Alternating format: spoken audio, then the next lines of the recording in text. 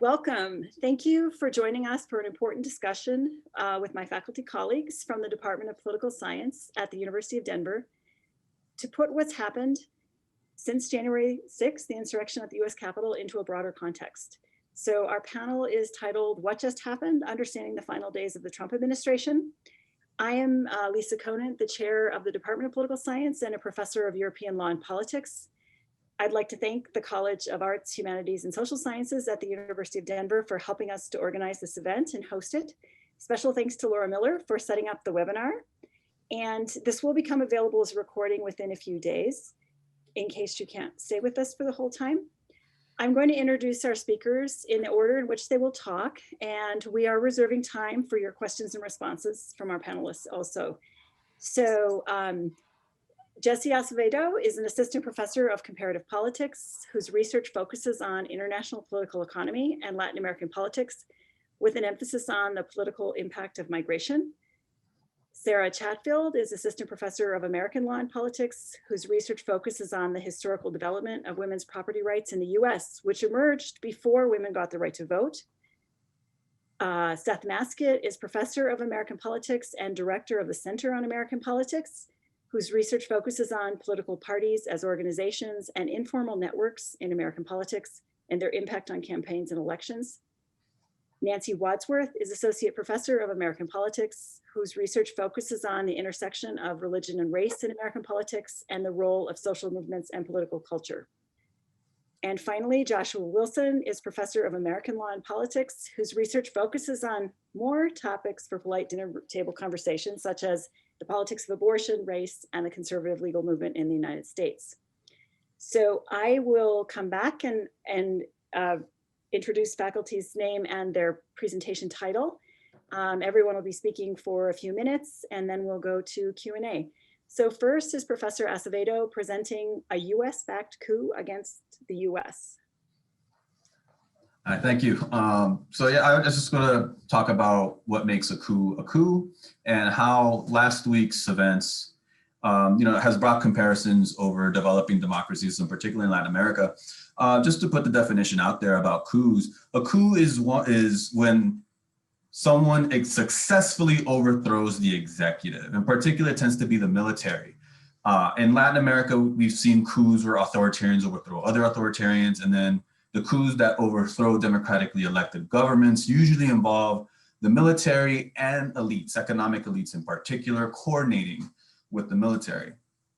But the big temptation into why there's this, why we want to compare to Latin America so much, it wasn't really a coup in this sense, but more as a autogolpe, which is otherwise known as a self-coup, which is when the executive dissolves the legislature. The most famous autogolpe we've seen in Latin America was in Peru in 1992 when President Fujimori dissolves the legislature for refusing to back his policy proposals. And in that episode, we see Fujimori use the military to dissolve the legislature. So we had a very recent attempt at an autogolpe just last year in El Salvador in February of last year, where President Bukele, who governs a lot like Trump, mainly through social media, organized a protest of his supporters are outside the legislature, protesting against the legislature who wouldn't pass one of his bills. But he entered the legislature with the military and paused any discussion and voting for that bill as a threat that if they don't support his bill, he will come back with the military. But what we've seen in Latin America is it's usually a coordination between elites, whether the economic elites, political elites, and the military. From what we saw last week, there was a lot of discussion as whether this was an attempted coup to begin with. And the thing about discussing attempted coups is we get to know more as more information comes out. So similar to recent coups is that we have a president that seeks to dissolve or at least put to halt the workings of the legislature. In fact, the independence of another institution. This brings echoes to Juan Linz's classic Perils of Presidentialism, where the United States has always been seen as the negative case that will never suffer the perils of presidentialism. But we saw the workings of Juan Linz's argument last week. But what makes what happened last week so different, and we can't really compare to Latin America, is that the military didn't look to be involved. In fact, from certain reports that are coming out, there seems to have been not only resistance from military elites, but also the blocking of other security agencies from going to help out the police on Capitol Hill. So really trying to think about what happened. This is an autogolpe. It was the executive seeking to undermine the independence of another institution, in this case, the legislature, but also to grab more power from it, something that Fujimori successfully did in 1992, but something that Guatemalan President Serrano failed to do in 1993. So we have seen failed autogolpes as well. Going forward, what does this mean for US democracy? One is that it kind of shatters that whole myth that the US will never suffer the perils of presidentialism that Juan Linz once noted decades ago. If Juan Linz always pointed out that maybe the reason why the United States never suffered the perils of presidentialism was a strong two-party system. Whereas countries in Latin America that suffered these coups and autogolpes had very factionalized politics. But what really, what's so illuminating about last week is that even though there's a strong two-party system in the United States, there seems to be some factionalization going on, particularly in the Republican Party, and how to approach this. So if you want to compare the United States with Latin America, you have to start off with the idea that maybe the United States wasn't a liberal democracy to begin with. That the United States was never as democratic as we thought it to be. That it had the flaws that many of these young democracies in Latin America had through the late 20th century into the 21st century. The coordination between elites, whether it's the president and these smaller groups, is important to really take into account when thinking about this autogolpe and what makes it different. And the factor that really distinguishes this autogolpe from those of Latin America is the role of race. We can't ignore the role of race in the events of last week, the last 4 years, and throughout the US political history. I think my colleagues will bring more light into these factors that have made the US different than in Latin America. The coups in Latin America have been a reaction to democratization, to opening enfranchisement to other sectors of the population, whereas what we saw last week was those that want to reverse and destroy all the progress that's been made in trying to enfranchise more groups in US politics.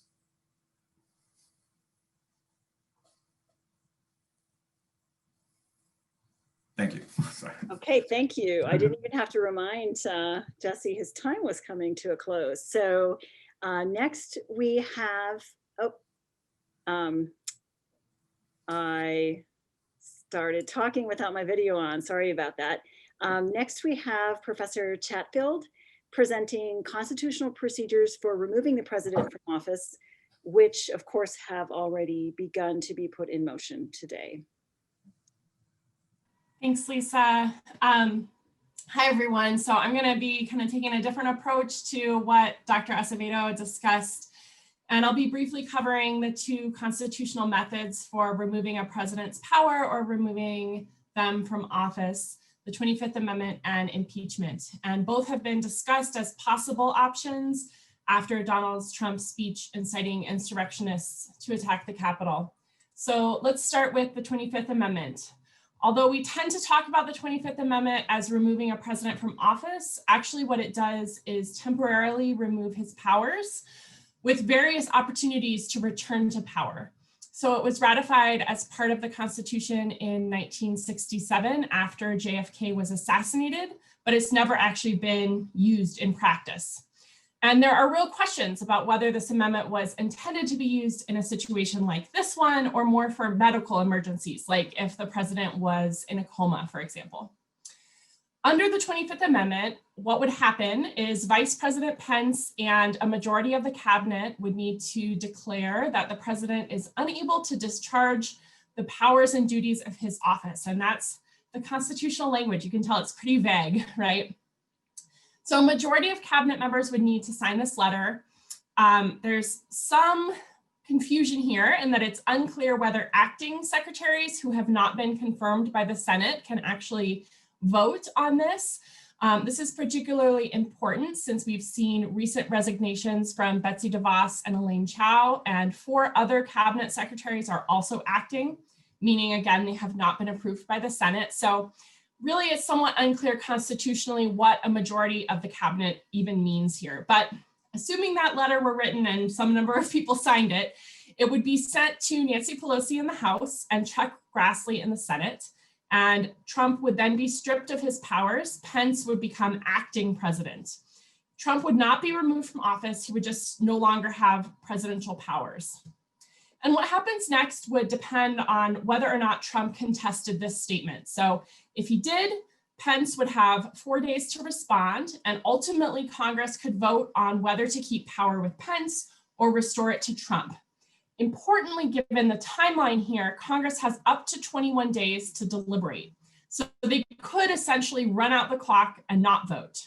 If they did vote, 2/3 of both houses would need to agree that the president was unable to discharge the powers and duties of his office for Pence to remain in power. I would say this option is looking less and less likely, although there are some sources out there reporting that Vice President Pence is still considering a 25th Amendment process. Congressional Democrats have called on him to invoke the 25th Amendment, and the House will vote on this request tomorrow. And House leadership has said, if that doesn't happen, they will move forward with impeachment. With that process, starting essentially now, articles of impeachment have been drawn up, and potentially that will be voted on Wednesday of this week. So let's take a few minutes to look at what the Constitution says about impeachment. First of all, what's an impeachable offense? So treason and bribery are explicitly called out in the Constitution, but then there's also this, again, very vague term, high crimes and misdemeanors, that's added to the list. And this essentially opens it up to anything Congress may want to add. For example, Andrew Johnson was largely impeached over firing and replacing a cabinet official in violation of the law, but one of the articles of impeachment read in part, quote, that said Andrew Johnson, President of the United States, unmindful of the high duties of his high office and the dignity and proprieties thereof, and of the harmony and courtesies which ought to exist and be maintained between the executive and legislative branches of the government of the United States, did attempt to bring into disgrace, ridicule, hatred, contempt, and reproach the Congress of the United States and the several branches thereof, to impair and destroy the regard and respect of all the good people of the United States for the Congress and the legislative power thereof. And Johnson did make and declare with a loud voice certain intemperate, inflammatory, and scandalous harangues, and therein utter loud threats and bitter menaces amid the cries, jeers, and laughter of the multitudes then assembled in hearing. So maybe that sounds familiar to our contemporary situation in some way. In this case, the article of impeachment currently before the House accuses Trump of high crimes and misdemeanors for incitement of insurrection. So impeachment, the constitutional process, starts in the House. You can think of it as a grand jury or indictment, and the Constitution doesn't specify an exact process. In modern times, typically the Judiciary Committee has prepared recommendations for the whole House to vote on, and then there's been hearings and a longer process. But given the fast timeline here, it sounds like the House is likely to vote on articles of impeachment on Wednesday of this week. The president can be impeached by majority vote, and right now it is anticipated there's likely a majority in support of impeachment in the House. But the House can't remove the president from office on its own. The next step is that things move to the Senate for a trial. Again, the Senate decides the rule of the trial, and in fact, they don't have to hold a trial at all. In general, the courts have said Congress can run impeachment hearings, proceedings, and trials really however they want, as long as they abide by a few constitutional rules, namely that the Chief Justice, so that's Justice John Roberts, will preside over the proceedings in the Senate, and then there must be a 2/3 vote to convict. So for example, during the first impeachment of President Trump, the Senate held an abbreviated trial, but did not call witnesses or subpoena documents and ultimately voted to acquit. So given the tight timeline here with Trump leaving office on January 20th, It seems unlikely that current Majority Leader McConnell will take any action on articles of impeachment from the House before Joe Biden is inaugurated. The Senate is currently not in session, and all 100 senators would need to agree to change the schedule. It's almost certainly not going to happen, so why bother? In addition to removal from office, impeachment can carry the additional penalty of a bar from ever holding public office again.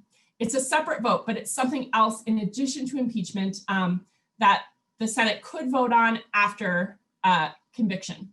Since Republicans are unlikely to hold a trial before January 20th, Senate Democrats would be able to do so after he leaves office once they officially take the majority. And obviously at that point, he would no longer be president. But if they were able to get a vote on that, they could prohibit Trump from running for president in 2024 or any other public office. Now, that would still require that 2/3 vote to convict, which is a difficult task. But it seems like that looks like the current game plan in Congress right now. So I will leave it there and turn things back to Dr. Conant. Thank you, guys. Okay, thank you, Sarah. And next we will go to Professor Masket presenting White Riot, the Capitol Insurrection in Historic Context. Hi, thanks everyone for joining us today. And thanks, Lisa, for putting this together. So for my topic, I wanted to focus on what I think has been kind of a problem with some of the journalistic coverage we've seen of the events that happened last Wednesday, of this insurrection, this coup attempt. A lot of there has been a discussion about how unique this was. How we haven't seen anyone invade the Capitol since the War of 1812, and there's lots of questions about how could this sort of thing happen here. And I wanted to talk about how this is actually following a long history of not exactly similar, but a real legacy of this in our country. First of all, we had a lot of warning signs about this coming. You might remember just last April, we had a group of white supremacists in paramilitary gear show up in the Michigan legislature. They were first there to intimidate legislators and prevent them from voting on an anti-mask law and some other COVID business restrictions. Then they basically shut down the legislature for a day over anti-masking laws. Some of these same people were later involved in an attempt to kidnap the governor of Michigan. Now, these terrorists were claimed inspiration from President Trump. He had tweeted just a few days before in all caps to quote unquote liberate Michigan. He called for liberating several other states that were dealing with some COVID-related business regulations. And after these events, Trump cheered these people on. Trump said a few days later, Michigan should quite literally negotiate with these terrorists. He said, quote, "Give a little and put out the fire. These are very good people, but they are angry," unquote. This sort of commentary kind of echoed what happened at the Unite the Right rally in Charlottesville back in 2017, when Trump had famously said, there were good people on both sides of what was essentially a Nazi rally. But of course, Trump didn't invent this. There's a history that goes well back in American history. And really, you can find the roots of some of this in the Civil War and Reconstruction period. I was on a panel last Friday where Susan Schulten, a history professor here at DU, she participated in that and was really great on this topic. And I wanted to talk about that a little bit. If you were to look at the election of 1860, in which Abraham Lincoln got elected, the Democratic Party at that time was split basically 3 different ways by section of the country. Lincoln was the first Republican to be elected president. Southern Democrats in particular regarded Lincoln's election as illegitimate. They pointed out that he didn't win a majority of the popular vote. He was essentially just a sectional candidate. There was just one, essentially the Northeast part of the country that approved him. And they simply said it doesn't count. And notably, many Southern Democrats in Congress at the time, they simply resigned their seats after that election. They said that, a country that could elect Lincoln president was not one they wanted to be a part of. and they resigned. Many of them would later become members of Congress in the Confederacy. There was also in February of 1861, rather interestingly, there was a pro-Southern mob that showed up at the US Capitol trying to invade the Capitol to prevent the certification of Abraham Lincoln's election, looking very much like events of last Wednesday. That election failed, or excuse me, that invasion failed. There was a piece in the New York Times over the weekend by historian Ted Widmer on this. There was enough concern at the time about secession that there were a fair number of Union soldiers in the city that prevented that invasion from occurring, but it was a similar sort of series of events. And then basically after the Civil War, we saw a long campaign to establish the Confederacy as something of a quote unquote lost cause, rather than an insurrection or a mistake or the losing side of a war. That it was portrayed as being righteous, even if it was outgunned. The Union Army, of course, occupied many southern states for several years after the war. This enabled some space for Black Americans, often former slaves, to acquire some land, acquire some wealth, and often obtain some political power in those states for the first time. That was consistently undermined by white terrorist groups, notably the KKK. And after the US Army withdrew, following the 1876 election, that set up a century of Jim Crow rule. However, that didn't just happen overnight. There were a number of cities and states, even after Reconstruction had ended, where there were still racially integrated governments. And in many of those places, whites sought to challenge that rule, sometimes electorally, sometimes through terror campaigns. One of the more notable efforts along these lines was the insurrection in Wilmington, North Carolina in 1898. Just historically, in the 1890s, there was a depression that really severely hurt cotton prices in the South. This caused a lot of white farmers who had been Democrats to essentially become alienated from that party. Many of them in the 1890s joined the populist movement. In Wilmington, these folks were aligned with Black Republicans to form this quote unquote fusion coalition. So basically, Wilmington was then the largest city in North Carolina.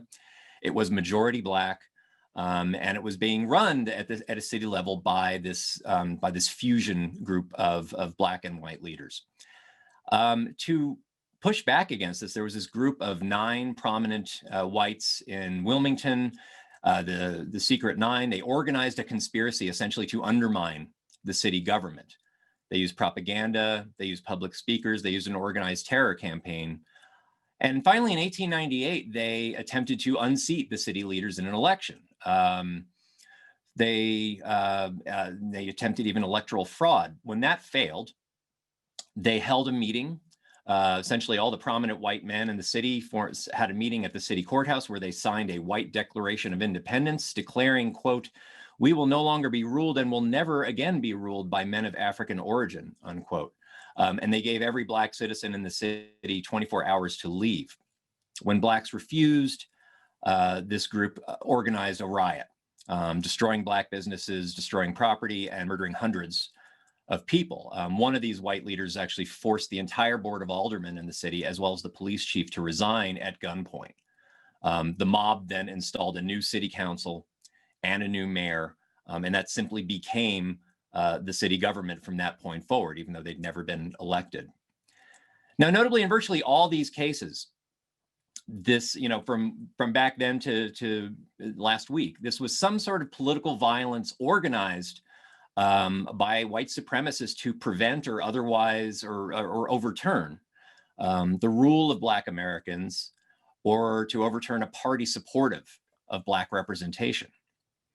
Now, it's interesting to think about Trump's actions in terms of this. He has been working to generate a lost cause myth about his own presidency, that it was somehow, that it was a strong presidency that was not given a chance. It was undermined from the very beginning.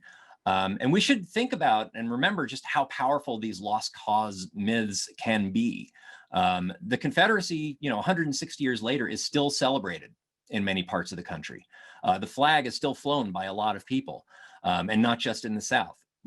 I also think back when I was in high school learning US history, I remember reading in textbooks about the excesses of the Reconstruction period and how that the later post-Reconstruction period brought some more balance. I'm old, but I'm not that old. This wasn't that long ago that there was, something of an anti-Reconstruction bias in US textbooks. So it's good to note that these forces are still here. They're still powerful. They have been defeated before, but that does not mean they have disappeared. I'll wrap up there and pass things back to Lisa. Thank you. All right, thank you, Seth, for historical context on this moment. And next is Professor Wadsworth, who will be presenting Race, Civil Religion, and Populism at the Capitol.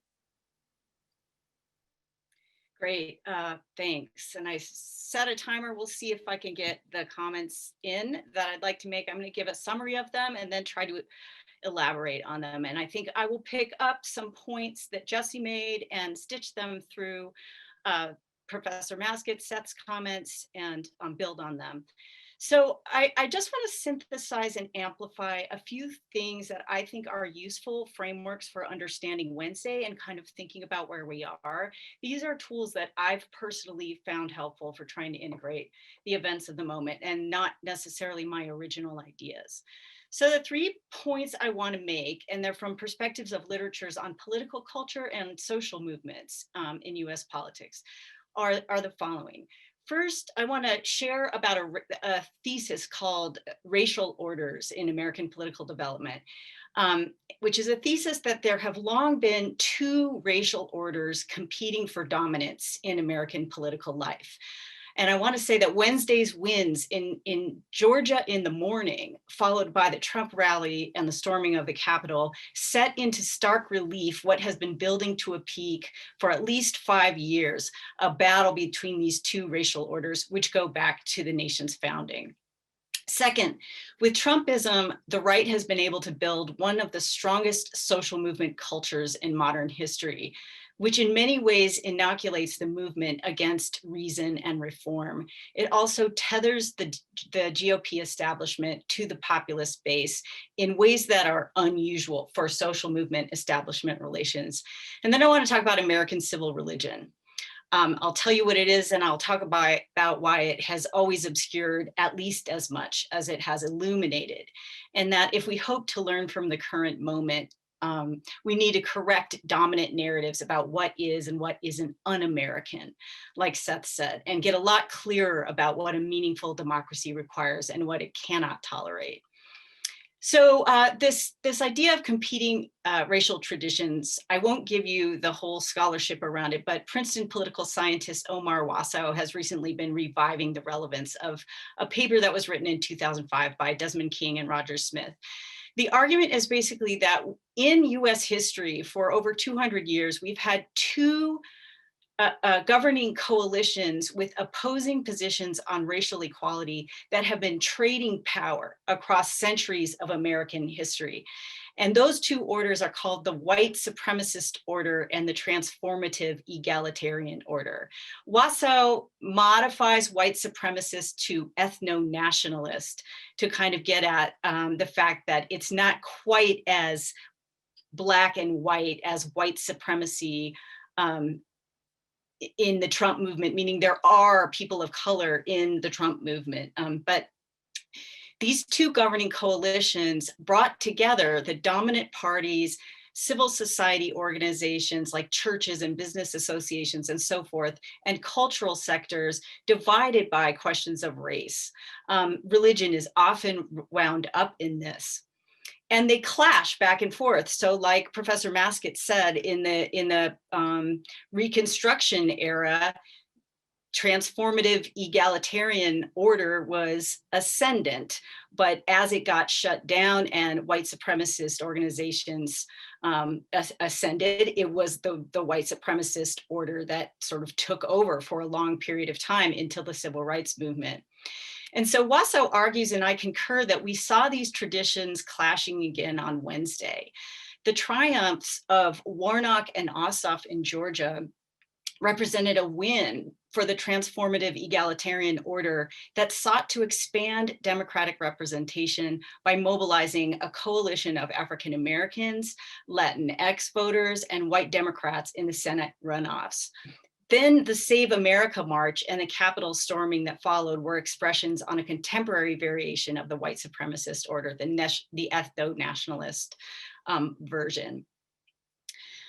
It's important to note that the latest wave of ethno-nationalism on the right was catalyzed by the election of a Black president, President Obama, by a broad multiracial coalition.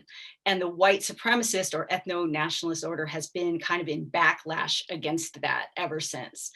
And it's not as if one order is always totally triumphant and the other is in retreat. These two orders are constantly fighting.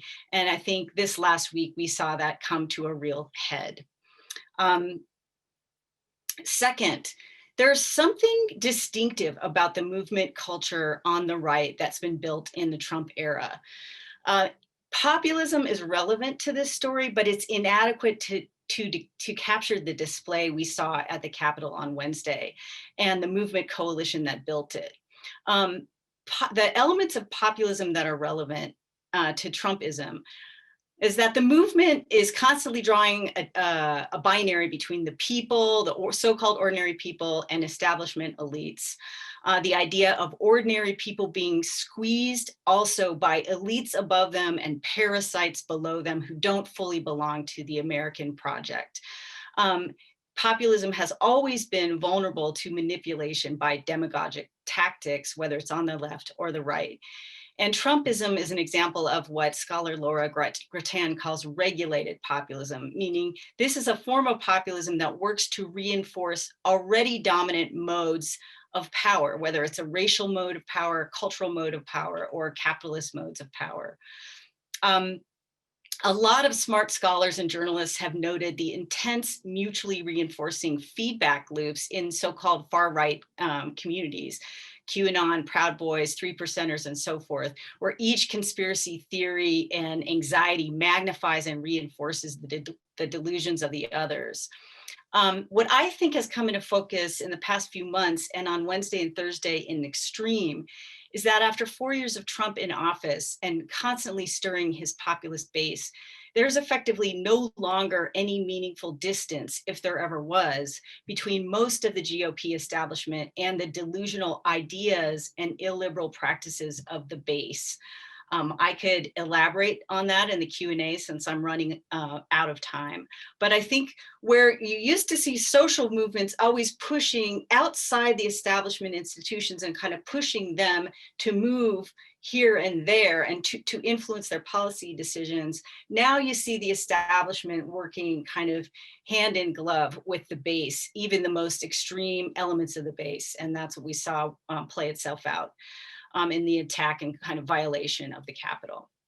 And then lastly, and I'm really squeezing this in time, civil religion. Civil religion is something we saw a lot of in the coverage of the events this week. And civil religion is how we together collectively invoke a set of beliefs and symbols and rituals that proclaim to uphold the set of values and principles a nation holds and tries to embody in its institution. Civil religion is phrases like one nation under God or in God we trust. So it gestures toward religion, but it's also just about what we hold sacred about the nation and what we proclaim in our language, in our rhetoric, in our practices to be sacred. There was a lot of talk about the violation of the Capitol as a sacred symbol of American democracy and perhaps global democracy this past week. And I too felt very upset by watching what was happening in the Capitol. But I think in listening to the coverage of this, it strikes me, and others have been writing about this, that we really have to contend with the fact that there are deep streams of racist violence that run throughout our entire history as a nation.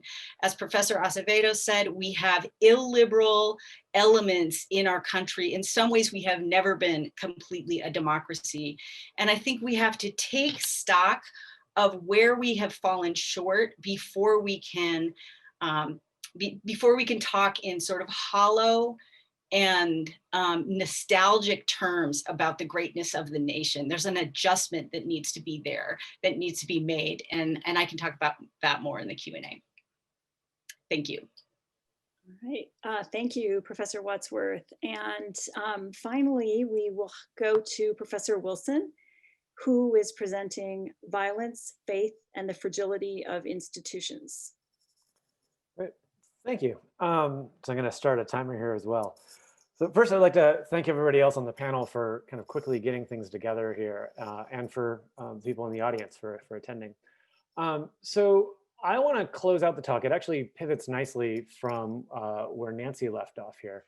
But to close off the talk by discussing one way of understanding the problem of Wednesday, really, and how to develop a response to it.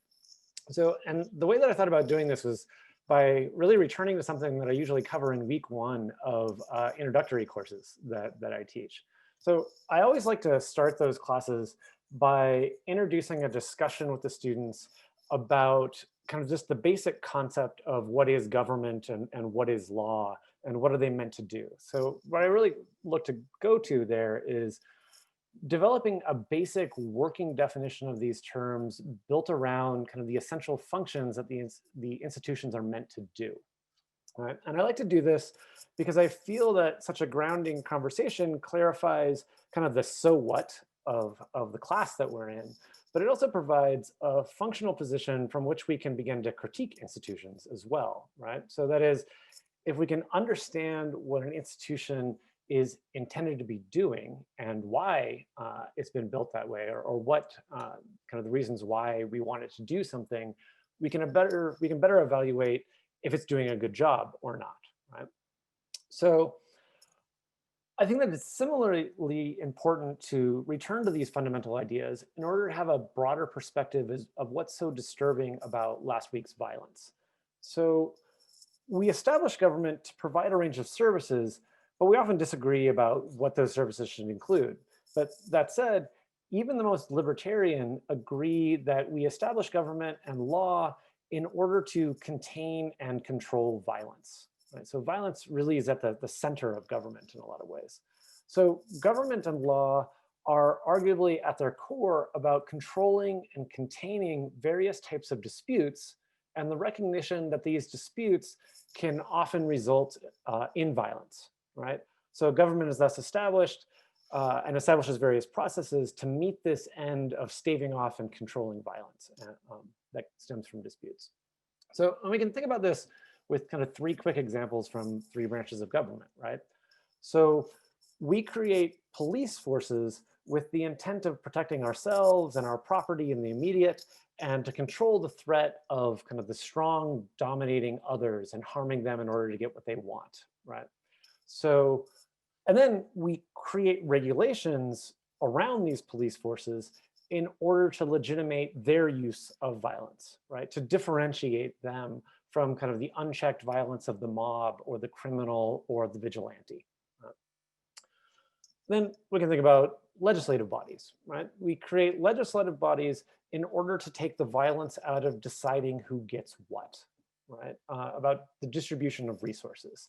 And in democracies, we then use elections and procedures to regulate those legislative bodies and to legitimate their actions as well. Right? And then finally, we can think about courts, right? We create courts in order to control the threat of violence that stems from resolving disputes and kind of avenging disputes, right? So we do a lot of work to convince disputants that they should bring their disputes to court as opposed to solving them on their own, right? And to do this, we do a lot of work to project that courts are neutral, right? That each side will have its say in the court process, and thus the court's decision is legitimate, right? So the common themes that run throughout these kind of 3 quick examples are that 1, right, the ever-present threat of violence, right? Second is the desire to control these threats through legitimate means. And then third is the centrality of popular buy-in in order for these institutions to succeed. So again, to kind of go back to that week one of class, I often talk about this in terms of like Puff the Magic Dragon or Bing Bong from Inside Out, right? These are entities that only exist if we will them into existence, right? They only exist so long as we believe in them. And I think it's really that, while it's kind of fanciful in a way, right? Talking about Puff the Magic Dragon and Bing Bong, it's a really useful device for thinking about what is also at the core of the success of government and the success of institutions is faith, right, in them. And so this is especially the case when we also consider that when we're talking about disputes here and violence, all disputes have losers, right? And thus to truly contain and control violence, we need losers to accept processes and accept outcomes, right? And so the ultimate linchpin here then is faith or trust in the state and its institutions. So yes, the state can also rely on its own violence to control and contain aggrieved losers and to control and constrain disputes, but this is fundamentally problematic, right? Resorting to violence shows a fundamental weakness. Successful states, successful political institutions, successful political systems, and even successful political actors all rely on convincing people in order to get what they want, in order to get compliance, as opposed to forcing them, right? Weakness is really what prompts violence. And so Hannah Arendt, a 20th century political theorist, kind of sums this up nicely in stating, quote, "Power and violence are opposites. Where one rules absolutely, the other is absent," right? So in order to bring this all together, right, I bring this all up in order to highlight various kind of failures and threats that were made evident on Wednesday, right?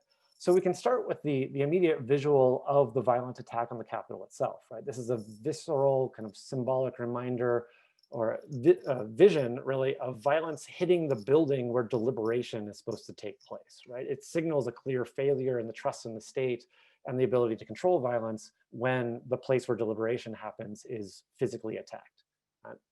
This also talks about how we got here, right? There's been a lot of attention paid to the rhetoric leading up to the violence, right? In particular, attention paid to Trump's language and Trump supporters' language at the rally before the riot, right? And you can extend this past that as well to really thinking about a defining feature of Trump and Trumpism has been this steady attack on institutions, right? It's how he's built his political brand, right? But we can also think about this in terms of where we're going or where we should be going, right? And so we should recognize that or maybe the main problem from Wednesday is a failure in the faith of government and an illustration of the fragility of the state and our primary institutions. And what's more, we should see that the erosion of faith in these institutions is not just a product of Trump and Trumpism. As many of my colleagues have stated, right? This is rather something that's been building for a while. And as I've argued specifically is we can look at conservative rhetoric over the last half century, there's my timer, over the last half century as an example of the steady drumbeat of fostering mistrust in the state. And so the last kind of closing thoughts here are, while I've also argued that a defining feature of US political culture is mistrust, we've done a lot of work in this country recognizing that mistrust and then building institutions to contain and control it. So in looking ahead, while Republicans are calling for unity in the moment, a key thing to watch is whether or not they and Democrats will take steps to overtly kind of repair or try to repair and rebuild faith in government and institutions. So I will wrap it up there. And I think we're going to open up for questions now. So thanks. Yes, thank you very much, Josh. And thank you to all of the panelists for your reflections to help us understand what's been happening. All on very short notice as events are unfolding as we speak, which is, this gives you a little taste of how we've had to teach for about the past 5 years. I mean, we're always teaching about ongoing developments. And we were just talking before the panel started about how since about 2000, politics really heated up. But I think it really, really heated up a lot in many places around the world about 5 years ago now. So we're going to go to questions, and actually what Professor Wilson just left off with, I think, leads into one of the questions, which I think was first on the board after some of them have been answered. Typing is one person is asking, if we're really trying to unify the country, wouldn't impeaching Trump only divide political parties? Republicans have seen liberals as being rash and radical. So perhaps Professor Masket, I'm not sure if that's, you might want to address that with your party expertise. Sure. I mean, I'll just mention really quick on that.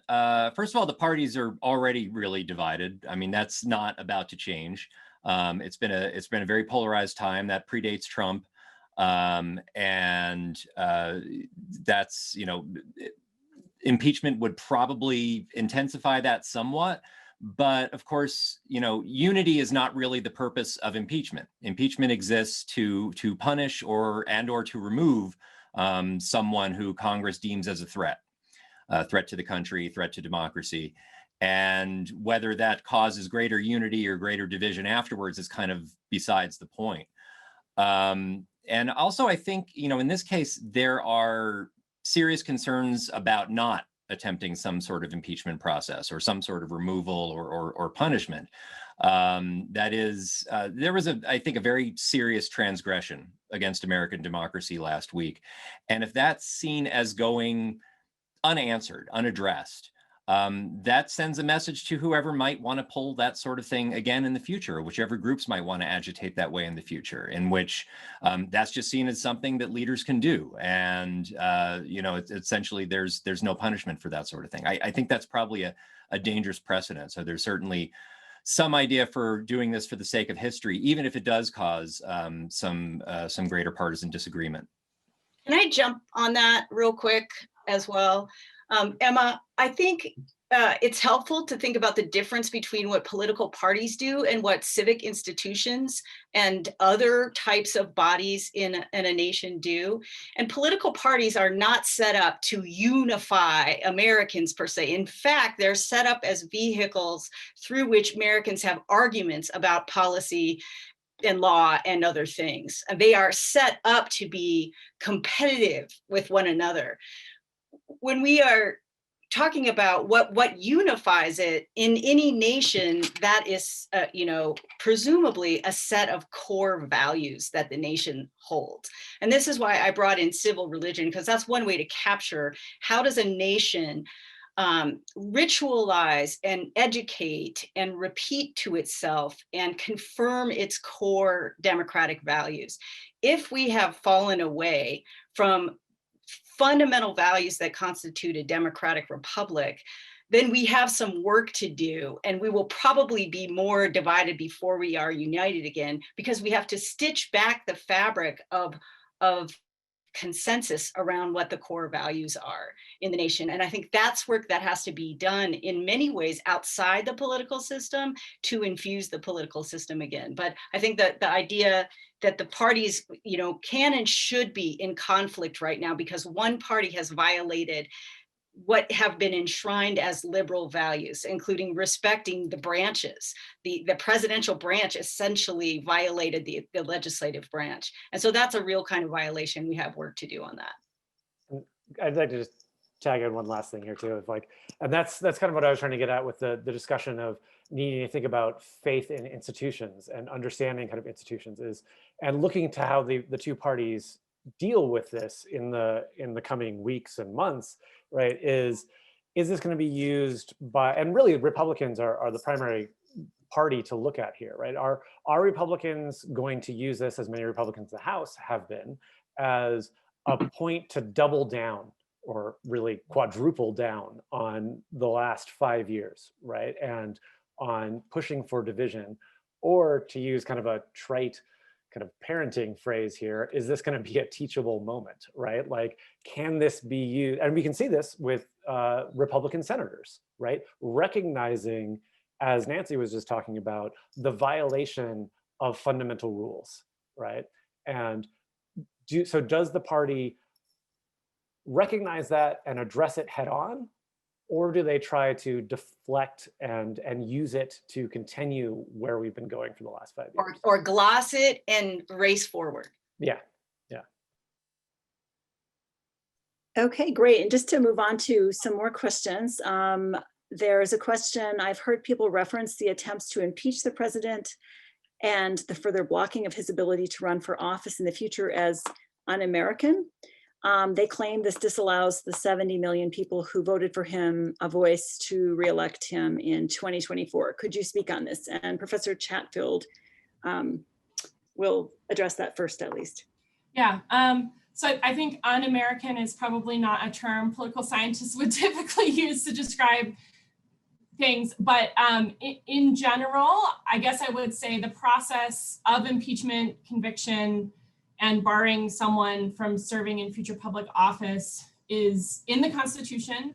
It's in our foundational document, and it would not be carried out by random people. It would be carried out by elected officials who are representing their constituents and are a branch of government that's given the power to do that through the Constitution. So if it were to happen, it would be following a quote unquote American procedure, or at least a constitutional procedure. So I guess that would be what I would say about that. And then I'll just quickly tag on Jen's question, which is sort of a related procedural question about whether Congress has the power to expel members for any involvement in the insurrection. And the answer is yes, by a 2/3 vote. So 2/3 of the House would vote to expel a member of the House. 2/3 of the Senate would be able to vote to expel a member of the Senate. I don't know that there's the votes there to do that, but there is a procedure in the Constitution to allow the expulsion of members. Okay, thank you. And there's a question from Chris Salea, who is, I believe, right, the postdoc at the Center for American Politics this year. It sounds like the panel thinks this attack was primarily motivated by racial animus or racial threat. Well, I think that's largely true. Are there other significant motivations for people who participated? For example, it wouldn't surprise me if a lot of people who participated were there because they fear or resent a system that condones abortions, one which dismisses inherent firearms rights, or vaguer threats of socialism, which of course are probably exacerbated by racial animus and threat. Is this attack a coalition of interests, or does it all boil down to race? I think a number of you might want to jump in on that question. I mean, I offered to start with Chris's question, or how I would look at it. Of course, it's a package of grievances, and the whole movement has been mobilized around a package of grievances that have been associated with the right or the conservatives or the Republican Party, which includes some of the items that you mentioned and more, beliefs about gender, beliefs about sexual orientation, the rights of LGBTQ folks, beliefs about religion and all of that. The racial stuff, to be clear, I think is rarely explicit and often disavowed by the movement itself. But nonetheless, quite visible when you look at the way that Trump himself and many of his most prominent followers, and then many of his followers on the internet, frame what it means to be American and what America is losing. The idea that America has lost Christianity as the dominant religious, practice and perspective. The idea that, insidious outsiders who are, consistently framed as non-Christian or non-white.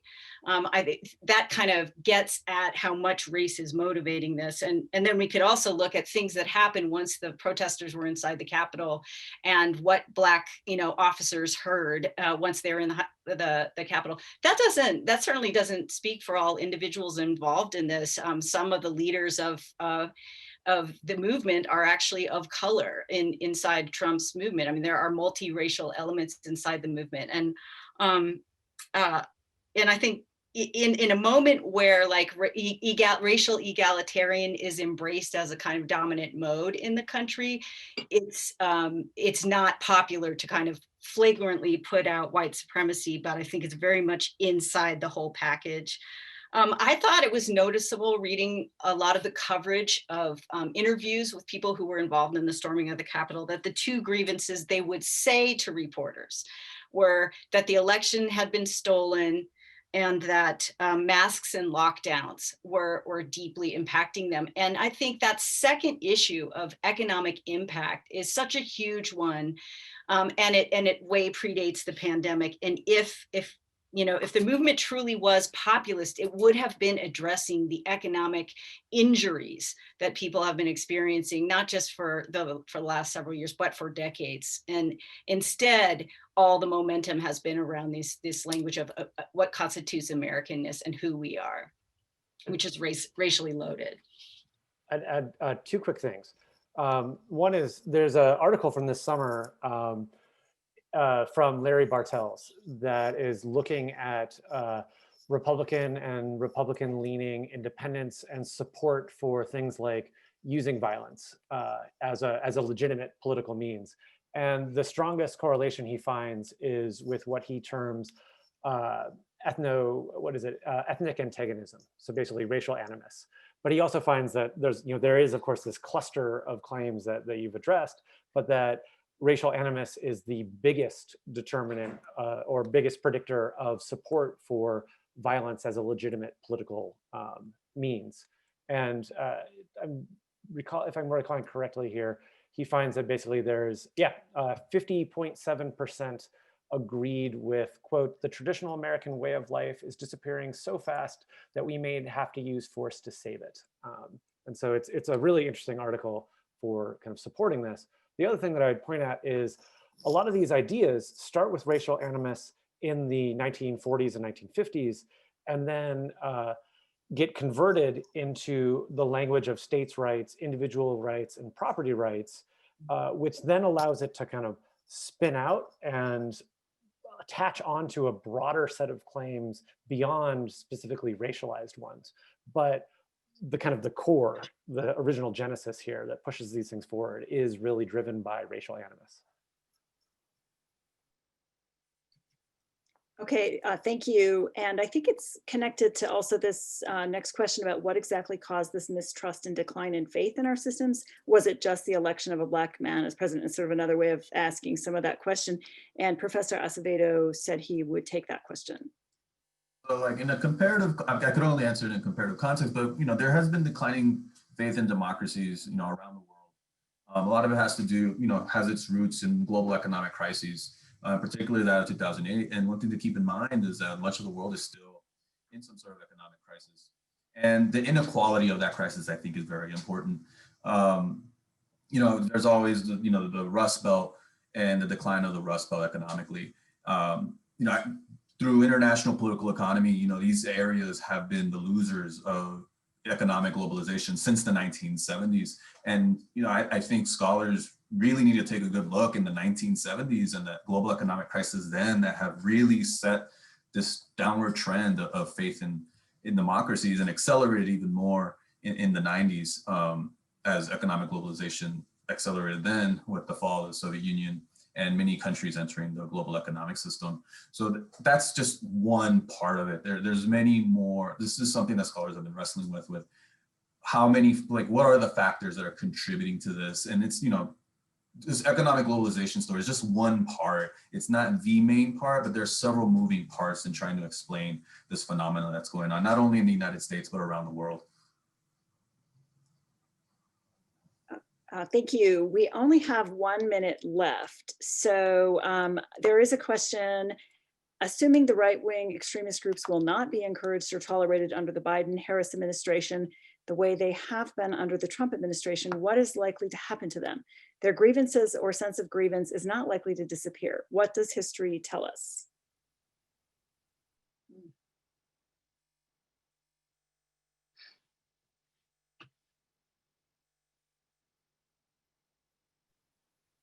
Has that one stumped us? I was also wondering if Lisa, you might want to take that one. Just it has a, I don't know, it has a potential comparativist answer. Yes, I would say they may be very heavily suppressed, but they do not usually disappear. So in my context, I study European politics, and So of course, the Nazi case is always the one that's the most prominent. Germany today, which has been a consolidated liberal democracy since the end of World War II and the Reconstruction period after that, is struggling with quite an extensive infiltration of extremists within the security forces, the army, the military. They still work hard to suppress neo-Nazi kinds of activity in the country, even though they quite dramatically suppressed it with the help of literally the occupation of 4 occupying powers, and a really dramatic effort at political resocialization after the war. And they've had 16 years now of Christian Democratic, a moderate Christian Democratic government in charge in coalition with the moderate left party, Social Democrat in charge. So it doesn't go away, and they have really strict rules. They have, their constitution will literally ban political parties for particular kinds of rhetoric, ban particular kinds of speech to try to suppress the sort of resurgence of Nazism. And yet it is still there as a lingering element, although it's quite on the fringe. One party, the Alternative for Germany, has gotten a lot of support in recent years, particularly in the former East, which had a really imposed kind of democratization with its reunification with the West. So these groups do not go away, although certainly in Germany today, they are much less powerful than what brought the Hitler regime to power in the 30s. The main observation from all of this is that we really always need to listen to what politicians say. They absolutely will try to do what they say unless someone stops them. And so Trump, this is what's happened, I think, should not be terribly surprising to people. He's been breaking norms for the past 5 years since he ran for the Republican nomination. He's been saying the same kinds of things for all this time. And a lot of people said, oh, you don't have to take him literally. You don't have to take him that seriously. You do have to take him seriously unless someone stops him. That is what he wants to do. And so I think the coddling of extremist groups has been going on for the whole administration. We've been seeing that the whole time. And so it should not be that shocking what happened as a consequence of that. We normally, I think we get lulled into the belief that politicians are just lying to us because we do have these checks and balances in our system, that usually someone is stopped from doing the things they want to do, even when they're not such radical things, they're stopped. But when you have control of all branches of government, you might not be stopped. Or when you're extraordinarily charismatic, which Trump, I would say, was a charismatic leader for the Republicans, who seems to be really popular, who's able to win this electoral college vote in 2016, that, if the Republican Party was not going to stop him the first 2 years in office, there was really no institutional check to stop him. And right now, there's obviously a transition in power, and he can be stopped in a whole different way. And you're seeing this not just in political institutions, but in social media. The big tech organizations are suddenly all feeling more emboldened to try to stop him. But really listen to what politicians have to say. They do mean to implement what they have to say. And it's just when people stop them, that's why they seem like liars. That would be my final comparative conclusion on this, on the sort of challenge. A very quick addition to this. So a lesson from US history over the last 20th century, really, in looking at organizations like the KKK and so forth, is they've had various moments of resurgence over time. And usually they will basically cross a line of public acceptance in terms of overt violence and recede somewhat. But the bigger question is about the success and the longevity of these kinds of organizations and the groups is, are they able to find a language that's more palatable to a broader public? And so the bigger thing to watch is, are they able to get access to more mainstream organizations and to mainstream those ideas? And so that's the thing to watch as we go forward, I'd say, as a lesson from US history. Yeah, and we're now over time. Any final comments or observations? And I'm sorry we haven't been able to get to all questions. They sort of were slow to come in at the beginning, and then they came in really fast and furious at the end. But did anyone want to make a final observation?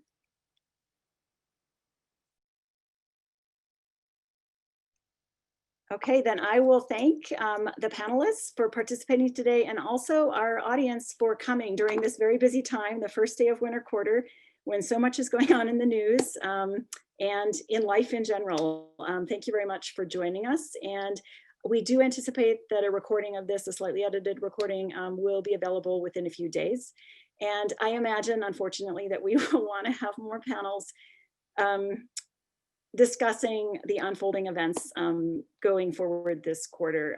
But particularly Professor Masket at the Center for American Politics often organizes many of these kinds of panel events. So stay tuned to the Center for American Politics, I would say, and us, and also Corbell, I imagine will be having more panel discussions. 4 years ago, we had several panel discussions about Trump's victory and the implications it would have for American foreign policy, for American domestic politics, for a number of things. So I imagine this is also going to be, we might want to have those just for a new Biden administration, but particularly the way this administration is ending is quite dramatic. Thank you again for joining us. Thank you. Thank you. Thanks all.